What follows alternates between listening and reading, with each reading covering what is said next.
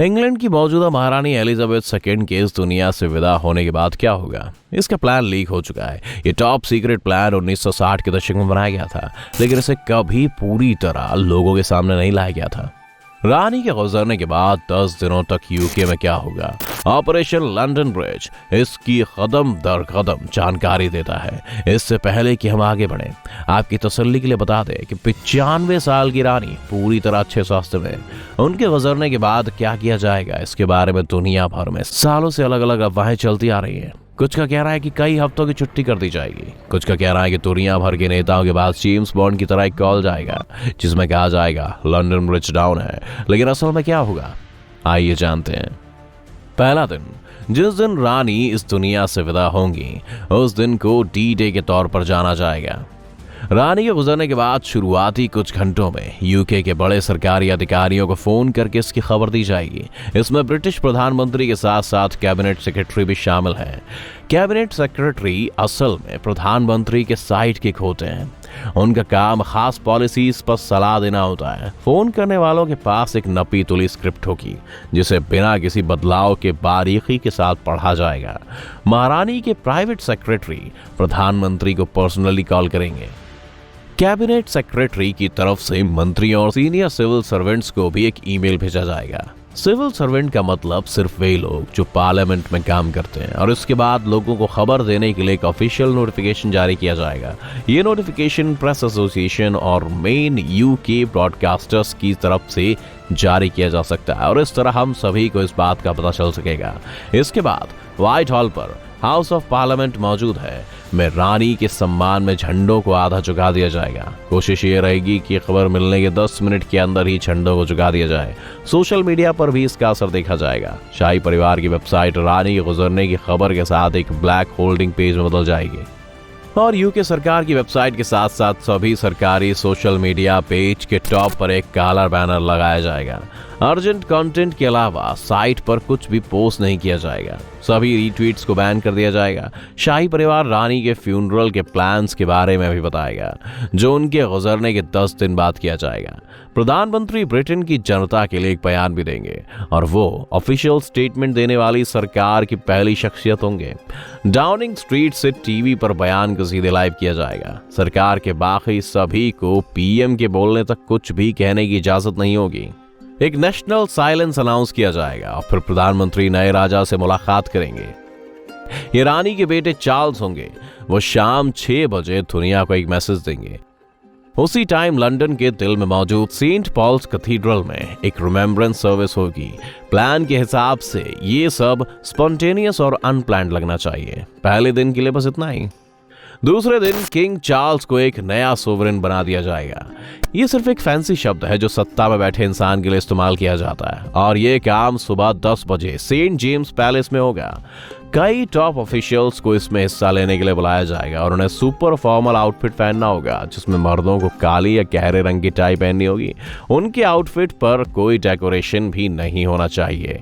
इसके बाद सभी पार्लियामेंट्री काम अगले दिन के लिए सस्पेंड कर दिए जाएंगे, और सिर्फ सांसद ही हाउस ऑफ कॉमन्स में श्रद्धांजलि देंगे। तीसरे दिन रानी का ताबूत बकिंगम पैलेस लौटेगा। उनके पास अलग अलग जगहों पर काफी सारी जायदाद है, और अगर वो उन सभी से होकर गुजरती हैं तो क्या किया जाएगा, इसे लेकर भी प्रोटोकॉल बनाया गया है। अगर ये प्रोग्राम सैंडरिंघम में होता है तो ये ताबूत ऑफिशियल रॉयल ट्रेन से लंदन के सेंट पैंक्रस स्टेशन तक जाएगा। अगर वो स्कॉटलैंड के बैलमोरल से गुजरती है तो ऑपरेशन यूनिकॉर्न एक्टिवेट हो जाएगा, और वो उन्हें रॉयल ट्रेन से लंदन ले जाने की कोशिश की जाएगी। अगर ऐसा होना मुमकिन नहीं है तो ऑपरेशन ओवर स्टडी को अंजाम दिया जाएगा, जिससे वे प्लेन से सफर करेंगी। चौथे दिन दोपहर में एक नए राजा यूके के दौरे पर जाएंगे। वो स्कॉटलैंड में नेताओं से मुलाकात के साथ अपना सफर शुरू करेंगे, और फिर एडिनबर्ग में सेंट जाइल्स कैथेड्रल में एक सर्विस होगी। अगले दिन चार्ल्स उत्तरी आयरलैंड पहुंचेंगे। वो बेलफास्ट में हिल्सबोरो कैसल और सेंट एन्स कैथेड्रल का दौरा करेंगे। इसी दिन ऑपरेशन लाइन की रिहर्सल भी होगी। ये बकिंगम पैलेस से महारानी के ताबूत को वेस्टमिंस्टर के महल तक ले जाने के प्लान का नाम है। छठे दिन ऐसा सच में होगा। बकिंगम पैलेस से वेस्टमिंस्टर पैलेस तक एक बड़ा जुलूस निकाला जाएगा जो पूरे लंदन में एक औपचारिक मार्ग से गुजरेगा। 7 से 10वें दिन तक रानी 3 दिनों के लिए वेस्टमिंस्टर के महल में रहेंगी। इसे ऑपरेशन फेदर कहा जाएगा। उनका ताबूत एक उठे हुए डिब्बे पर रखा जाएगा और दिन में 23 घंटे जनता के लिए खुला रहेगा। वीआईपी को टिकट भेजे जाएंगे ताकि वे उनके ताबूत को देख सके और उन्हें श्रद्धांजलि दे सके। 8वें दिन चार्ल्स यूनाइटेड किंगडम वेल्स के अपने दौरे पर आखिरी देश का सफर करेंगे। 7 से 10 दिनों के दौरान रानी के फ्यूनरल की तैयारी में टॉप ऑफिशियल्स बिजी हो जाएंगे। फॉरेन ऑफिस उसकी प्लानिंग करेगा कि सिर्फ टूरिस्ट ही नहीं बल्कि दुनिया भर के हेड ऑफ स्टेट्स के आने के साथ आने वाली दिक्कतों को कैसे सामना किया जाए। ये एक बड़ी परेशानी की बात है, खासकर अगर रानी इस महामारी के दौरान गुजर जाती हैं। लंदन लोगों से भर जाएगा।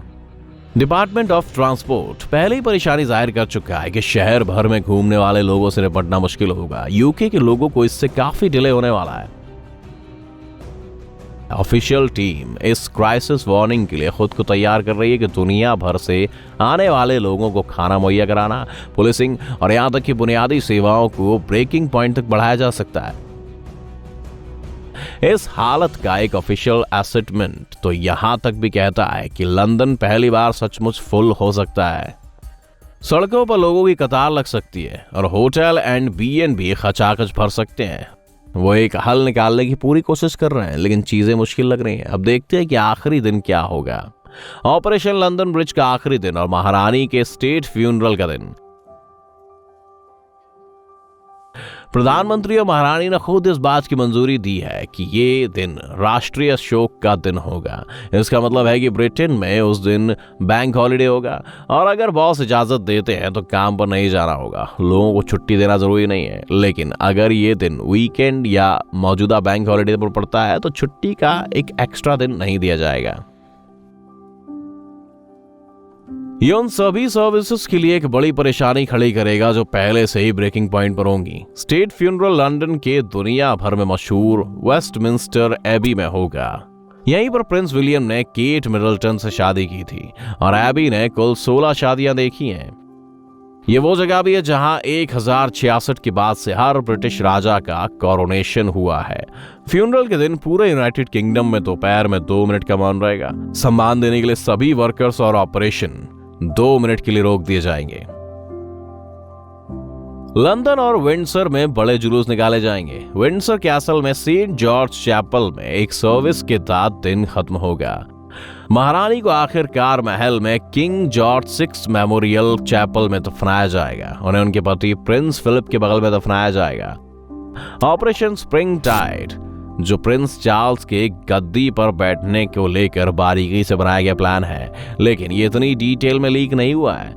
इसमें उनके कोरोनेशन के बारे में कोई जानकारी नहीं है, जिसकी कुछ महीनों बाद होने की उम्मीद है। लेकिन किंग जॉर्ज 6 की मौत के 16 महीने बाद उनकी मां रानी को ताज पहनाया गया था। ऐसी अटकलें हैं कि चार्ल्स किंग जॉर्ज 6 कहलाना पसंद करते थे और अपने बीच के नामों को अपने दादा को ट्रिब्यूट के तौर पर इस्तेमाल कर सकते हैं, लेकिन इस पर अभी तक कोई ऑफिशियल डिसीजन नहीं लिया गया है।